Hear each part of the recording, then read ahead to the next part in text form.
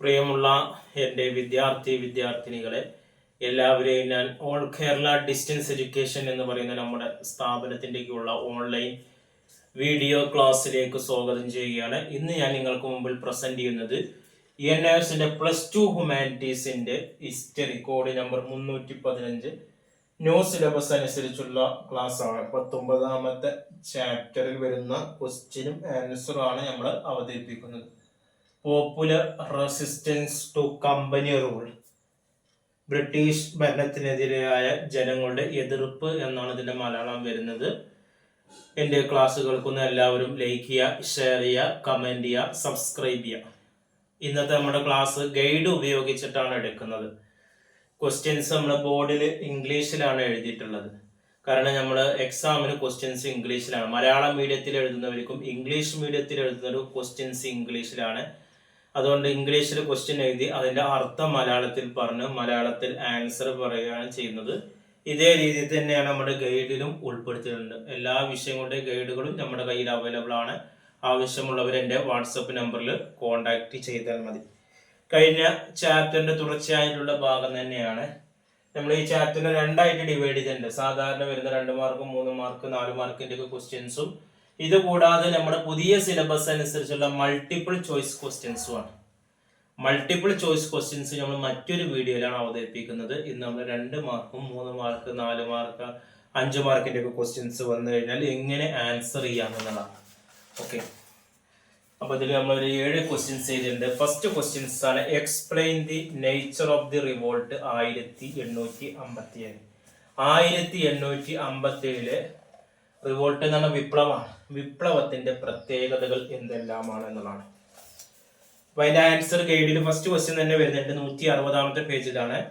1857 കലാപത്തിന്റെ സ്വഭാവത്തെ സംബന്ധിച്ച് ചരിത്രകാരന്മാർക്കിടയിൽ വ്യത്യസ്ത അഭിപ്രായമാണ്. പലരും പല അഭിപ്രായങ്ങളാണ്.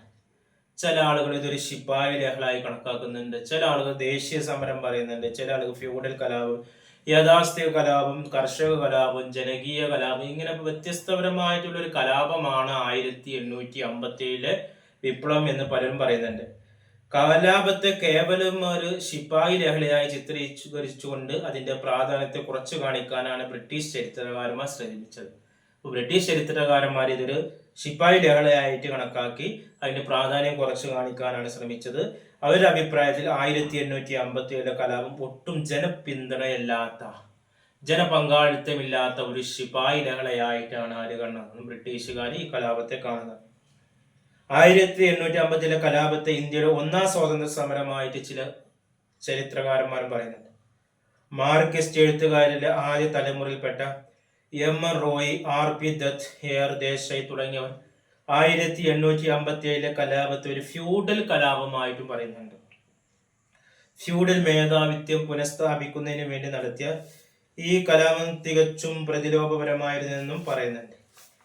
വിദേശ ഭരണത്തെ അട്ടിമറിക്കുന്നതിന് വേണ്ടി ഇന്ത്യയിലെ യാഥാസ്ഥിക വിഭാഗം നടത്തിയ ശ്രമമായിരുന്നു 1857 കലാപം എന്നും പറയുന്നുണ്ട്.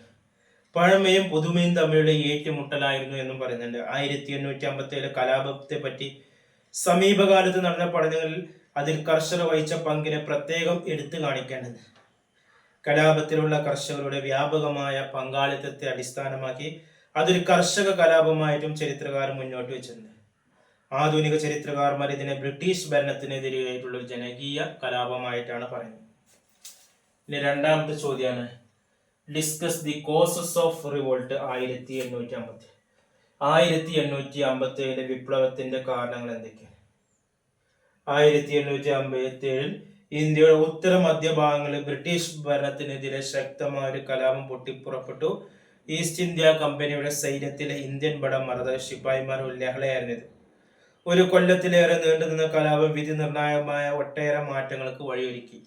ഈ കലാപം ഇന്ത്യ ചരിത്രത്തിൽ ഒരു വഴിത്തിരിവായിരുന്നു. ഈ കലാപത്തിന്റെ കാരണങ്ങൾ എന്തൊക്കെ? പല കാരണങ്ങളുണ്ട്. സാമ്പത്തികമുണ്ട്, രാഷ്ട്രീയമുണ്ട്, സാമൂഹ്യമുണ്ട്. 1857 കലാപത്തിന്റെ സാമ്പത്തിക കാരണം എന്ന് പറഞ്ഞാൽ ബ്രിട്ടീഷുകാരുടെ സാമ്പത്തിക ചൂഷണമാണ് പ്രധാന കാരണം. സമ്പത്ത് കൊള്ളയടിക്കൽ. ഇന്ത്യയുടെ സമ്പത്തും വിഭവം ചൂഷണം ചെയ്ത് ബ്രിട്ടീഷുകാർ വാണിജ്യ, കാർഷിക, വ്യവസായിക മേഖലകളൊക്കെ ഇന്ത്യയിൽ തകർത്തു എന്നുള്ളതാണ്. പ്രത്യേകിച്ചുള്ള കുടിൽ വ്യവസായങ്ങളും കാർഷിക മേഖലയൊക്കെ തകർത്തു. 2ാമത് പറയുന്നത് രാഷ്ട്രീയ കാരണങ്ങളാണ്. ഈസ്റ്റ് ഇന്ത്യ കമ്പനിയുടെ പിടിച്ചെടുക്കൽ നയമാണ് കലാപത്തിനുള്ള രാഷ്ട്രീയ നയം. ഇന്ത്യയിലൂടെ സ്ഥാപിച്ച ബംഗാളിൽ സ്ഥാപിച്ച ഈസ്റ്റ് ഇന്ത്യ കമ്പനി ബ്രിട്ടീഷുകാരുടെ അധീനത്തിലാക്കുക എന്നതാണ്. ഇന്ത്യയിലെ നാട്ടുരാജ്യങ്ങളെ പിടിച്ചെടുക്കുന്നതിന് ബ്രിട്ടീഷുകാർ പല തന്ത്രങ്ങളും ആവിഷ്കരിച്ചിട്ടുണ്ട്. ഒരു കാലത്ത് ഇന്ത്യ സംസ്ഥാനങ്ങൾ വരുന്നതിന് മുമ്പ് നാട്ടുരാജ്യങ്ങളായിരുന്നു. അതൊക്കെ ബ്രിട്ടീഷുകാർ പിടിച്ചെടുക്കാൻ പല തന്ത്രം ആവിഷ്കരിച്ചു. നാട്ടുരാജ്യങ്ങൾ കീഴടക്കും പുതിയ ഒട്ടനവധി നിയമങ്ങളിലൂടെ അധികാരങ്ങൾ കൈയെടുക്കാൻ ശ്രമിച്ചു എന്നതാണ്. പിന്നെ പറയുന്നത് സാമൂഹിക സാംസ്കാരിക കാരണങ്ങളാണ്. വംശീയപരമായി കേമന്മാരാണെന്ന് തോന്നിയിരുന്ന ബ്രിട്ടീഷുകാർ ഇന്ത്യക്കാരോട് അങ്ങേ അറ്റത്തെ അവജ്ഞതയോട് കൂടിയിട്ടാണ് പെരുമാറിയത്. മോശമായിട്ടുള്ള പെരുമാറ്റമായിരുന്നു. ബ്രിട്ടീഷ് ഭരണം തങ്ങളുടെ മതത്തെ അപകടത്തിലാക്കുന്ന ഭയം കലാപം ചെയ്യാൻ ജനങ്ങളെ പ്രേരിപ്പിച്ചു. ഗവൺമെന്റിൽ നടപ്പിലാക്കിയ പല സാമൂഹ്യ പരിഷ്കാരങ്ങളും ജനങ്ങളുടെ മതവികാരങ്ങളെ വ്രണപ്പെടുത്തി. പിന്നെ വരുന്ന സൈനിക കാര്യങ്ങളാണ്. ശിപ്പായിമാരുടെ ലഹളയോട് കൂടിയിട്ടാണ് 1857 കലാപം ആരംഭിക്കുന്നത്. സാധാരണ ജനങ്ങൾ അനുഭവിച്ചിരുന്ന എല്ലാ കഷ്ടതകളും ശിപ്പായിമാർ പങ്കിട്ടിരുന്നു. കൂടാതെ സൈന്യത്തിലും വിവേചനം നിലനിന്നു. ബ്രിട്ടീഷ് ഉദ്യോഗസ്ഥർ മേൽത്തട്ടിലും ഇന്ത്യക്കാർ താഴെയുമായിരുന്നു. ബ്രിട്ടീഷ് പട്ടാളക്കാരേക്കാൾ കുറഞ്ഞ വേതനമാണ് ശിപ്പായിമാർ കിട്ടിയിരുന്നത്. അവർക്ക് കിട്ടിയിരുന്ന ഭക്ഷണവും താമസവും എല്ലാം വളരെ മോശപ്പെട്ടായിരുന്നു. ഉദ്യോഗ കയറ്റത്തിനുള്ള സാധ്യതയും ഇല്ലാതെയായിരുന്നു. പിന്നെ ഈ കലാപം നടക്കാനുള്ള പെട്ടെന്നുള്ള കാരണം തന്നെ പുതിയ എൻഫീൽഡ് തോക്ക് സൈന്യത്തിൽ നടപ്പിലാക്കിയതാണ് കലാപത്തിന്റെ കാരണം. അതിന്റെ ഈ തോക്കിന്റെ തിരകൾക്ക് ഗ്രീസിട്ട ഒരു കടലാസ് ആവരണം ഉണ്ടായിരുന്നു. ഈ കടലാസ് കടിച്ചെടുത്ത് നീക്കം ചെയ്യുകയായിരുന്നു. പശുവിന്റെയും പന്നിയുടെയും കൊഴുപ്പ് കൊണ്ടാണ് പലപ്പോഴും ഗ്രീസ് ഉണ്ടാക്കിയിരുന്നത് എന്നൊരു കിംവദന്തി പട്ടാളക്കാർക്കിടയിൽ വന്നു. തങ്ങളുടെ മതത്തെ നശിപ്പിക്കുന്നതിന് വേണ്ടി ബ്രിട്ടീഷുകാർ ഇത് ബോധപൂർവം ചെയ്യുകയാണെന്ന് ശിപ്പായിമാർ കരുതി. ശുഭിതരായ ശിപ്പായിമാർ പുതിയ തിരകൾക്ക് ഉപയോഗിക്കാൻ വിസമ്മതിക്കുകയും കലാപത്തിന് ഒരുങ്ങുകയും ചെയ്തു. ഇനി മൂന്നാമത്തെ ചോദ്യമാണ് examine the result of 1857 revolt. 1857 കലാപത്തിന്റെ ഫലങ്ങൾ എന്തത് പോയിന്റ് ആയിട്ട് എഴുതാം. 1857 കലാപം ഇന്ത്യ ചരിത്രത്തിൽ ഒരു നാഴിക കല്ലായി മാറി. ദൂരവ്യാപകമായ പ്രത്യാഘാതങ്ങൾ അതുണ്ടാക്കുകയും ചെയ്തു. കലാപത്തിന്റെ ഫലങ്ങളെ ഇങ്ങനെ സമീകരിക്കാം. 3 നൂറ്റാണ്ടിലേറെ പഴക്കമുള്ള മുഗൾ രാജവംശത്തിന് കലാപം പൂർണ്ണമായും അന്ത്യം കുറിച്ചു. 2 ഇംഗ്ലീഷ് ഈസ്റ്റ് ഇന്ത്യ കമ്പനിയുടെ ഇന്ത്യയുടെ ഭരണം അവസാനിച്ചു. ഇന്ത്യയുടെ ഭരണം ബ്രിട്ടീഷ് രാജ്ഞി നേരിട്ട് ഏറ്റെടുത്തു. 3 ബ്രിട്ടീഷ് ഭരണകൂടത്തിന്റെ ഘടനയും നയങ്ങളും മാറി. ഇന്ത്യയിൽ ബ്രിട്ടീഷ് സൈന്യത്തിന് പുനഃസംഘടിപ്പിച്ചു. സൈന്യത്തിൽ യൂറോപ്യന്മാരുടെ എണ്ണം വർദ്ധിപ്പിക്കുകയും ഉയർന്ന തസ്തികളെല്ലാം അവരുടെ കീഴിലാക്കുകയും ചെയ്തു.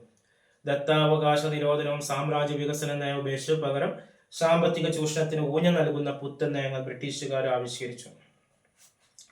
4 വിഭജിച്ചു ഭരിക്കൽ നയം ബ്രിട്ടീഷ് ഭരണത്തിന്റെ അവിഭാജ്യ ഘടകമായി മാറി. ഇന്ത്യക്കാർക്കിടയിൽ ഭിന്നത ഉണ്ടാക്കാൻ വ്യാപകമായി അത് ഉപയോഗപ്പെട്ടു. 5 കലാപശേഷം സാമൂഹ്യ പരിഷ്കാരങ്ങളോട് ബ്രിട്ടീഷുകാർ വിമുഖത പ്രകടിപ്പിച്ചു. പലപ്പോഴും അവർ യാഥാസ്ഥികരുടെ പക്ഷം ചേർന്നു. 6 കലാപം ഹിന്ദു മുസ്ലിം ഐക്യത്തിൽ വിള്ളലുണ്ടാക്കി. 7 ആധുനിക ദേശീയ പ്രസ്ഥാനത്തിന്റെ ഉത്ഭവത്തിന് കലാപം വഴിതെളിച്ചു എന്നുള്ളതാണ്. ഇനി 4ാമത്തെ ചോദ്യമാണ് what were the causes of failure of revolt. 1857 വിപ്ലവത്തിന്റെ പരാജയ കാരണങ്ങൾ എന്തെല്ലാം?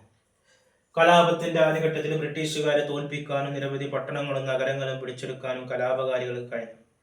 എന്നാൽ താമസിയാതെ ബ്രിട്ടീഷ് സൈന്യം പ്രത്യാക്രമണം ആക്രമിച്ചു. കലാപത്തിൽ ഉൾപ്പെട്ടവരെയും അവരെ സഹായിക്കുകയും കശാപ്പ് ചെയ്തുകൊണ്ട് 1858 അന്ത്യത്തോടെ കലാപം പൂർണ്ണമായി അടിച്ചമർത്തി.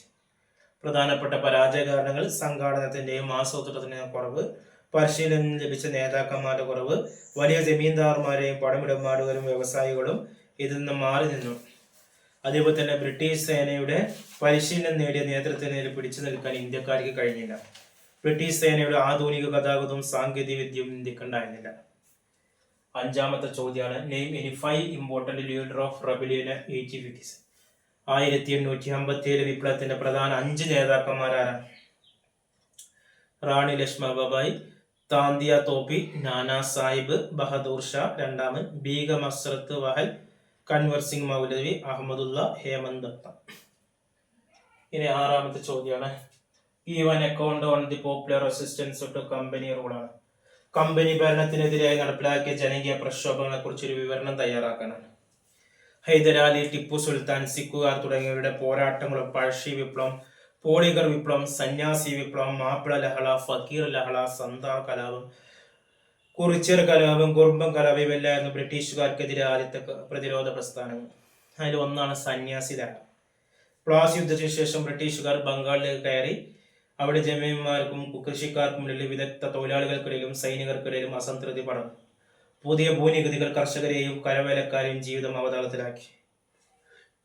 പുണ്യസ്ഥലങ്ങൾ സന്ദർശിക്കുന്നതിന് ബ്രിട്ടീഷുകാർ ഏർപ്പെടുത്തിയ ചില വിലക്കുകൾ സന്യാസിമാരെ പ്രകോപിച്ചു. തങ്ങളുടെ കഷ്ടതകൾക്കെല്ലാം കാരണം വിദേശ ഭരണമാണെന്ന് തിരിച്ചറിഞ്ഞ കർഷകരും സന്യാസിമാരും ബ്രിട്ടീഷുകാർക്കെതിരെ കലാപത്തിനിറങ്ങി. ഈ കലാപത്തിന്റെ മേഖല വടക്കേ ബംഗാൾ, ആസാം, ബീഹാർ, രംഗപൂർ, ധാക്ക, ഗോഖല എന്നിവിടങ്ങളാണ്. ഈ കലാപത്തിന്റെ ഫലങ്ങൾ കർഷകർ ബ്രിട്ടീഷുകാർക്കെതിരെ വിപ്ലവം ഉണ്ടാക്കി. അനീതിക്കെതിരെ യുദ്ധം ചെയ്യുന്ന പാരമ്പര്യം സന്യാസിമാർക്കുണ്ടായിരുന്നു. അവരും കർഷകരോടൊപ്പം ചേർന്ന് കമ്പനിയുടെ ഫാക്ടറികളെ അതിക്രമിച്ച് കടക്കുകയും ട്രഷറികൾ കൊള്ളയടിക്കുകയും ചെയ്തു. 18-ാം നൂറ്റാണ്ടിലെ അവസാനം വരെ അത് നീണ്ടുനിന്നു. അവസാനം ബ്രിട്ടീഷുകാർ ലഹളക്കെതിരെ കീഴ്പ്പെടുത്തി. പിന്നെ വരുന്നതാണ് ഫക്കീർ ലഹള. ബംഗാളിലെ അലഞ്ഞുതിരിഞ്ഞ യാചകരാണ് ഫക്കീറുകൾ.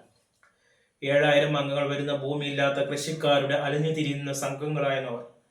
ബംഗാളിന്റെ വടക്കുഭാഗം, ബീഹാർ, ആസാം എന്നിവിടങ്ങളിലും ഇംഗ്ലീഷ് ഫാക്ടറികൾ ആക്രമിച്ചും ആയുധങ്ങളും സമ്പത്തും കൊള്ളയടിച്ചുമാണ് 1776 ലഹള തുടങ്ങിയത്. ബ്രിട്ടീഷുകാർ ഈ വിപ്ലവം അടിച്ചമർത്തി. പിന്നെ ഗോത്രവർഗ കലാപമാണ്. അതിൽ സാന്താൾ കലാപമുണ്ട്. ബ്രിട്ടീഷുകാർക്ക് ഇന്ത്യയിൽ നേരിടേണ്ടി വന്ന ഏറ്റവും വലിയ ഗോത്രവർഗ കലാപമാണ് സാന്താൾ ലഹള. ബീഹാർ, ബംഗാൾ മേഖലയിലെ ഗോത്രവർഗക്കാരായ കർഷകരാണ് സാന്താളുകൾ. കാടുകൾ വെട്ടിത്തെളിച്ച് അവയെ കൃഷിഭൂമിയാക്കി മാറ്റുന്നതിനാണ് സാന്താൾ ഗോത്രവർഗങ്ങൾ മുഖ്യമായി ശ്രമിച്ചത്. ബ്രിട്ടീഷുകാർ ശാശ്വത ഭൂനികുതി വ്യവസ്ഥ നടപ്പിലാക്കിയപ്പോൾ സാന്താൾ കർഷകർ കാലങ്ങളായി കൃഷി ചെയ്തിരുന്ന ഭൂമി നഷ്ടപ്പെട്ടു.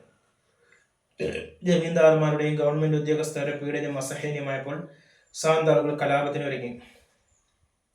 ഇവരുടെ നേതാക്കന്മാരായ സിന്ധുവും കാനും ശത്രുക്കൾക്കെതിരെ ആയുധമടക്കം ആഹ്വാനമേകി. സമൂഹത്തിൽ അടിച്ചമർത്തപ്പെട്ട മറ്റ് ജനവിഭാഗങ്ങളോടൊപ്പം ചേർന്നും കലാപകാരികൾ ജമീന്ദാർമാരെയും ഉദ്യോഗസ്ഥരെയും ആക്രമിക്കുകയും വീടുകൾ കൊള്ളയടിക്കുകയും ചെയ്തു. 6 മാസത്തിലേറെ ഈ കലാപം നിന്ന് പട്ടാളത്തെ ഇറക്കി ബ്രിട്ടീഷുകാർ കലാപത്തെ അടിച്ചമർത്തി. പിന്നെ വരുന്നതാണ് പോളിഗർ കലാപം. തെക്കേ ഇന്ത്യയിൽ നിലനിന്നിരുന്ന ഒരു രാഷ്ട്രീയ വ്യവസ്ഥയായിരുന്നു പോളിഗർ സമ്പ്രദായം. തെക്കേ ഇന്ത്യയിലെ നാട്ടുരാജ്യക്കന്മാർക്കിടയിൽ ഒട്ടേറെ ഫ്യൂഡൽ പ്രഭുക്കന്മാരുണ്ടായിരുന്നു. ഇവർക്ക് പല ഭരണാധികാരികളും ഉണ്ടായിരുന്നു. സ്വന്തമായി സൈന്യത്തെയും നിലനിർത്തിയിരുന്നു. തമിഴ്നാട്ടിലും കർണാടകയിലും ഇവർ പോളിഗർ എന്നാണ് അറിയപ്പെടുന്നത്. ബ്രിട്ടീഷുകാർ ദക്ഷിണേന്ത്യ ആക്രമിച്ചപ്പോൾ നാട്ടുരാജാക്കന്മാർ വലിയ എതിർപ്പൊന്നുമില്ലാതെ ബ്രിട്ടീഷുകാർക്ക് കീഴടങ്ങി. എന്നാൽ ഇവരെ പോളിഗർമാർ ബ്രിട്ടീഷുകാർക്ക് കീഴടങ്ങാൻ തയ്യാറായില്ല. ഇവരെ അമർച്ച ചെയ്യാനുള്ള ശ്രമം ബ്രിട്ടീഷുകാർ ആരംഭിച്ചു. എന്നാൽ ജനകീയ പിന്തുണയോടെ ബ്രിട്ടീഷുകാരുമായി ഏറ്റുമുട്ടാൻ തന്നെ അവർ തീരുമാനിച്ചു. വീരപാണ്ഡ്യ കട്ടബൊമ്മനും മരുത് പാണ്ഡ്യനുമാണ് പോളിഗർ കലാപത്തിന് നേതൃത്വം നൽകിയത്. പോളിഗർമാരെ അമർച്ച ചെയ്യാൻ മദ്രാസ് കൗൺസിൽ തീരുമാനിച്ചു. പോളിഗർമാരെ ചില തങ്ങളുടെ വശത്താക്കി ബ്രിട്ടീഷുകാർ അവരുടെ സഹായത്തോടെ കലാപം അമർച്ച ചെയ്തു. പോളിഗർ കലാപം വ്യാപകമായ ഒന്നായിരുന്നു. ലാസ്റ്റ് ചോദ്യമാണ്, discuss the rule of tribal people in the freedom movement of India. ഇന്ത്യയുടെ സ്വാതന്ത്ര്യ സമര പോരാട്ടത്തിൽ ഗോത്രവർഗക്കാരുടെ പങ്ക് എന്താ? ഇന്ത്യയുടെ സ്വാതന്ത്ര്യ സമര മുന്നേറ്റത്തിൽ ഗോത്രജനതയും ഒരു സുപ്രധാനമായ പങ്കുവഹിച്ചു. അവർ നടത്തിയ പ്രധാന പ്രക്ഷോഭങ്ങൾ താഴെ പറയുന്നു. ബ്രിട്ടീഷുകാർക്ക് ഇന്ത്യയിൽ നേരിടേണ്ടി വന്ന ഏറ്റവും വലിയ ഗോത്ര കലാപമാണ് സാന്താൾ ലഹള. ബീഹാർ, ബംഗാൾ മേഖലയിലെ ഗോത്രവർഗക്കാരായ കർഷകരാണ് സാന്താളുകൾ. കാടുകൾ വെട്ടിത്തെളിച്ച് അവയെ കൃഷിഭൂമിയാക്കി മാറ്റുന്നതിനാണ് സാന്താൾ ഗോത്രവർഗങ്ങൾ മുഖ്യമായി ശ്രമിച്ചത്. ബ്രിട്ടീഷുകാർ ശാശ്വത ഭൂനികുതി വ്യവസ്ഥ നടപ്പിലാക്കിയപ്പോൾ സാന്താൾ കർഷകർക്കും കാലങ്ങളായി കൃഷി ചെയ്യുന്ന ഭൂമി നഷ്ടപ്പെട്ടു. ജമീന്ദാർമാരുടെയും ഗവൺമെന്റ് ഉദ്യോഗസ്ഥരുടെ പീഡനം അസഹനീയമായപ്പോൾ സാന്താളുകൾ കലാപത്തിനൊരുങ്ങി. ഇവരുടെ നേതാക്കന്മാരായ സിന്ധും കാനും ശത്രുക്കൾക്കെതിരെ ആയുധമെടുക്കാൻ ആഹ്വാനമേകി. സമൂഹത്തിൽ അടിച്ചമർത്തപ്പെട്ട മറ്റ് ജനവിഭാഗങ്ങളും ഇവരോടൊപ്പം ചേർന്നു. കലാപകാരികൾ ജമീന്ദാർമാരെ ഉദ്യോഗസ്ഥരെ ആക്രമിക്കുകയും വീടുകൾ കൊള്ളയടിക്കുകയും ചെയ്തു. 6 മാസത്തിലേറെ ഈ കലാപം വന്ന് പട്ടാളത്തിറക്കി ബ്രിട്ടീഷുകാർ കലാപത്തെ അടിച്ചമർത്തി. ബ്രിട്ടീഷുകാർക്കെതിരെയായിരുന്ന ആദ്യകാല ചെറുത്തുനിൽപ്പുകളിൽ ഏറ്റവും പ്രധാനപ്പെട്ട ഒന്നാണ് കുറിച്യ കലാപം. വയനാട്ടിലെ ആദിവാസികളായിരുന്ന കുറിച്യരും കുറുമ്പരും കൃഷി നായാട്ടുകളായി ജീവിച്ചിരുന്നവർ വലിയ വില്ലാളികളായിരുന്നു. വയനാട് ബ്രിട്ടീഷുകാരുടെ കയ്യിലായതോടെ കുറിച്യരുടെ ഗോത്ര ജീവിതത്തെ തകർക്കാൻ തുടങ്ങി. തങ്ങളുടെ സാമൂഹ്യ ജീവിതത്തെ അലോസരപ്പെടുത്തിയ ബ്രിട്ടീഷുകാർക്കെതിരെ പഴശ്ശിരാജാവുമായി ചേർന്നുകൊണ്ട് അവർ പോരാടി. പഴശ്ശി കലാപത്തെ അമർച്ച ചെയ്ത ശേഷം ബ്രിട്ടീഷുകാർ വയനാടിനെ സൂക്ഷ്മ നിരീക്ഷണത്തിലാക്കി. 1812 മാർച്ചിൽ രാമനമ്പിയുടെ നേതൃത്വത്തിൽ കുറിച്യർ കലാപം ആരംഭിച്ചു. മാനന്തവാടി, സുൽത്താൻ ബത്തേരി, കുറ്റ്യാടി എന്നിവിടങ്ങളിൽ കലാപ രൂക്ഷമായി. നായന്മാർ, തീയർ തുടങ്ങിയവരുടെ പിന്തുണ കലാപകാർക്കുണ്ടായിരുന്നു. വയനാട്ടിലെ ബ്രിട്ടീഷ് സേന ആക്രമിച്ചു. തുരത്തിയ കലാപകാരി ചുരങ്ങളെല്ലാം പിടിച്ചെടുത്തു. വയനാട്ടിലെ ബ്രിട്ടീഷ് ഭരണം ഏറെക്കുറെ സ്തംഭനാവസ്ഥയിലായി. ഒടുവിൽ മൈസൂരിൽ നിന്നും മംഗലാപുരത്തു നിന്നും സേനാ വിഭാഗങ്ങളെ കൊണ്ടുവന്നാണ് ബ്രിട്ടീഷുകാർ പ്രക്ഷോഭത്തെ അടിച്ചമർത്തിയത്. 1812 മെയ് മാസത്തോടെ കലാപം പരാജയപ്പെട്ടു എന്നുള്ളതാണ്. ഇത്രയാണ്. ഇനി അതുമായി ബന്ധപ്പെട്ട എന്തെങ്കിലും സംശയം ഉണ്ടെങ്കിൽ നിങ്ങൾക്ക് ചോദിക്കാവുന്നതാണ്.